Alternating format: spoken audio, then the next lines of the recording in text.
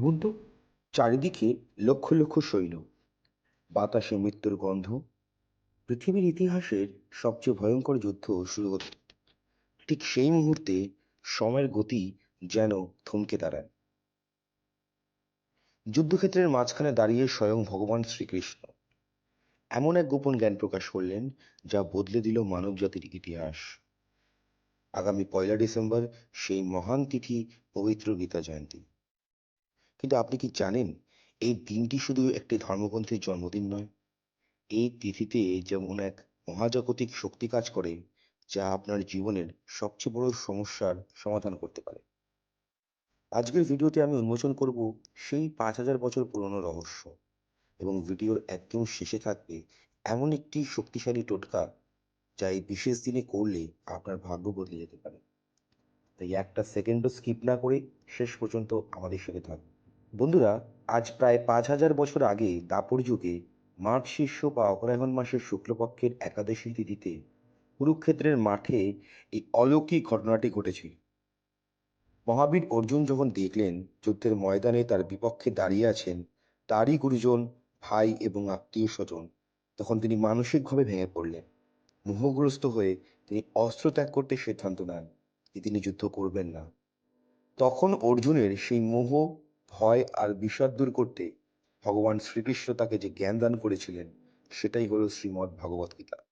ভগবান অর্জুনকে বুঝিয়েছিলেন যে শরীরের মৃত্যু হলেও আত্মার মৃত্যু নেই, এবং ধর্মের রক্ষার্থে কর্ম করাই হলো মানুষের প্রধান ধর্ম। পালন বিধি ও মাহাত্ম্য। এই দিনটি মোক্ষদা একাদশী নামেও পরিচিত, তাই এই দিনের মাহাত্ম্য অপরিসীম। এখন প্রশ্ন হলো, এই ঘোর কলিযুগে আমরা কিভাবে এই দিনটি পালন করব এবং মানলে কি ফল পাব? মনে রাখবেন, গীতা কোনো সাধারণ বই নয়। এটি স্বয়ং শ্রীকৃষ্ণের বাঙ্কায় মূর্তি, বাণীরূপ শরীর।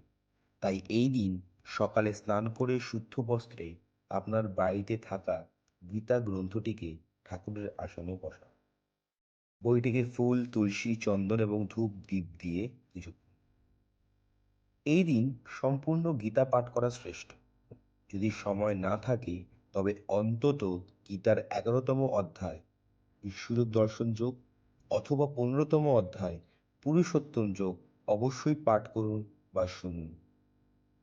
সম্ভব হলে এই দিন একাদশীর নিয়ম মেনে নিরামিষ আহার বা ফলমূল খেয়ে উপবাস করুন। শাস্ত্রমতে এই তিথিতে ভক্তিভরে গীতা পাঠ করলে বা শুনলে অজান্তে করা হাজার জন্মের পাপ থেকে মুক্তি পাওয়া যায়। অর্জুনের মতো আপনার মনের সমস্ত বিভ্রান্তি ও হতাশা দূর হবে। এমনকি এই দিনের পুণ্যফল যদি আপনি আপনার প্রয়াত পূর্বপুরুষদের উদ্দেশ্যে অর্পণ করেন, তবে তারাও নরক যন্ত্রণা থেকে মুক্তি পেয়ে সদ্গতি লাভ করেন। কথা দিয়েছিলাম, ভিডিওর শেষে আপনাদের জন্য একটি বিশেষ টোটকা থাকবে। যারা নিজেদের জীবনে শান্তি এবং শ্রীকৃষ্ণের কৃপা লাভ করতে চান, তারা গীতা জয়ন্তীর দিন এটি অবশ্যই করবে। 1লা ডিসেম্বর গীতা জয়ন্তীর দিন সন্ধেবেলা স্নান সেরে শুদ্ধ হয়ে ঠাকুর ঘরে বসুন। ভগবান শ্রীকৃষ্ণের সামনে একটি ঘিয়ের প্রদীপ জ্বালান। এরপর আপনার গীতা গ্রন্থটির ওপর একটি ময়ূরের পালক এবং 11টি তুলসী পাতা অর্পণ করুন। কেন জানেন? ময়ূর পালক হল শ্রীকৃষ্ণের অত্যন্ত প্রিয় এবং এটি নেগেটিভ এনার্জি দূর করে। আর তুলসী হলো পবিত্রতার প্রতীক। পালক ও তুলসী অর্পণ করার পর হাত জোড় করে এই মন্ত্রটি 11 বার জপ করুন। ওম নমঃ ভগবতে বাসুদেবায়। বিশ্বাস রাখুন, এই ছোট্ট কাজটি গীতা জয়ন্তীর দিন করলে আপনার গৃহের বাস্তুদোষ কেটে যাবে এবং পরিবারের সুখ সমৃদ্ধি বৃদ্ধি পাবে। ভিডিওটি ভালো লাগলে অবশ্যই লাইক করুন এবং কমেন্টে লিখুন জয় শ্রীকৃষ্ণ। দেখা হবে পরের ভিডিওতে। রাধে রাধে।